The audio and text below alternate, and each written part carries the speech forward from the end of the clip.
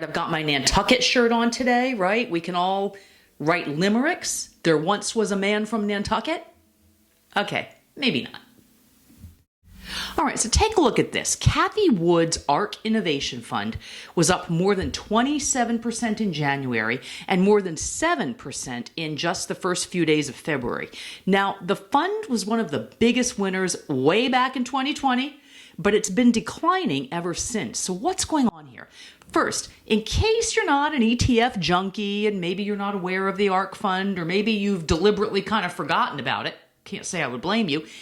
This was one of those supernovas back in that pandemic era heyday of all things digital, all things innovation. Its manager is Cathie Wood, who was widely lauded as a superstar stock picker less than 3 years ago. But then... But let's not get too sad for Cathie, because this fund is not going to decline forever. A rally is inevitable at some point. And maybe, just maybe, we're at that point. One thing that happened is its three biggest holdings, Tesla, Zoom, remember Zoom? All those Zoom meetings? That's something I'd like to forget. Tesla, Zoom, and Exact Sciences are its top three holdings. They're all up significantly in the past few weeks. Now, once these stocks and many others in the fund are back in rally mode, it's not surprising to see the ARK fund also showing gains again. Now, here's why it did so poorly in 21 and 22.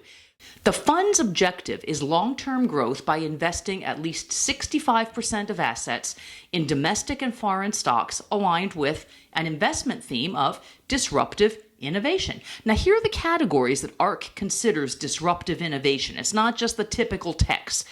DNA technologies and the genomic revolution, automation, robotics, and energy storage, artificial intelligence and the next generation internet, and fintech innovation. Now, Woods was hailed as the best stock picker ever back in 2020. And while she's certainly skilled, all the criticism started piling on when the fund declined. And I understand why. One day she was the second coming of Warren Buffett and Peter Lynch, and the next she's a contestant on The Biggest Loser.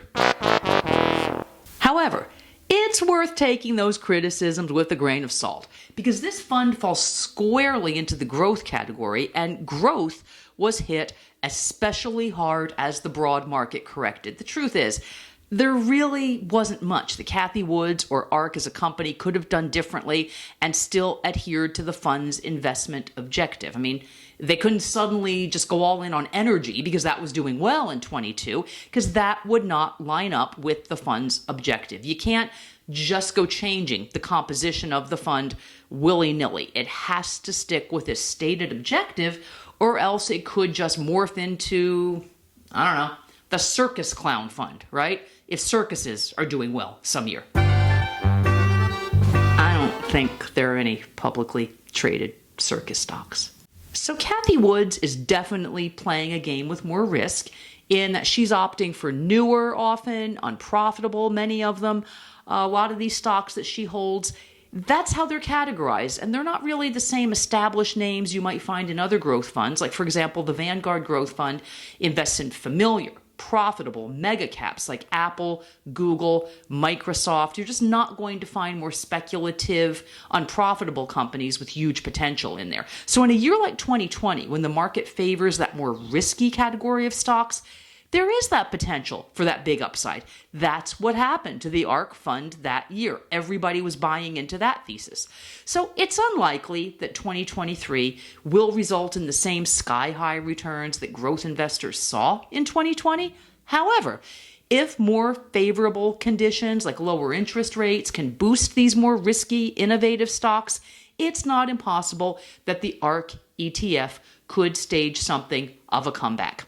All right, if you're interested in learning more about ARK, the Vanguard Growth ETF, any other stocks, bonds, funds that might fit into your portfolio to get yourself organized for 2023 and get things optimized. The market is changing. It's not the same as it has been in the last decade or so, and a lot of that easy money is gone. Definitely means it's worth another look at what you own. there's the URL right there where you can get a hold of me, bluemarlinadvisor.com, bluemarlinadvisor.com. And you can tell I'm not your typical kind of stuffy advisor in a suit in some silly wood-paneled office. Does anybody have wood-paneled offices anymore? I don't know. That just feels stuffy. Definitely happy to help you. I've been in this business for 20 years, can give your portfolio a look, and would love to speak with you. So give me a shout out at Blue Marlin. Thanks for watching.